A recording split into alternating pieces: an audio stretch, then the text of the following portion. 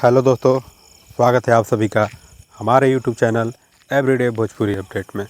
दोस्तों, आज पवन सिंह एक और कारनामा अपने नाम कर लिए हैं।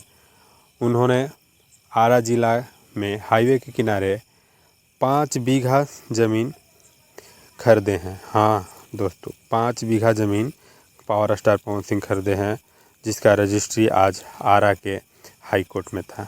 हाँ दोस्तों, आरा के रजिस्ट्री ऑफिस में था। आरा के हाई कोर्ट के बगल में है रजिस्ट्री कोर्ट, वहीं पे पावर स्टार पवन सिंह के 5 बीघा ज़मीन का रजिस्ट्री था।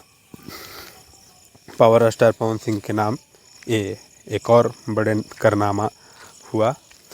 इसमें पावर स्टार पवन सिंह महल बनाने की तैयारी में, हाँ मकान नहीं, हर सुपरस्टार मकान बना रहे हैं, लेकिन पावर स्टार पवन सिंह इसमें महल बनाने वाले हैं, जिसमें सारे ऐशो आराम की सुविधा होगी, जिसमें सारे सुविधाओं का व्यवस्था किया जाएगा।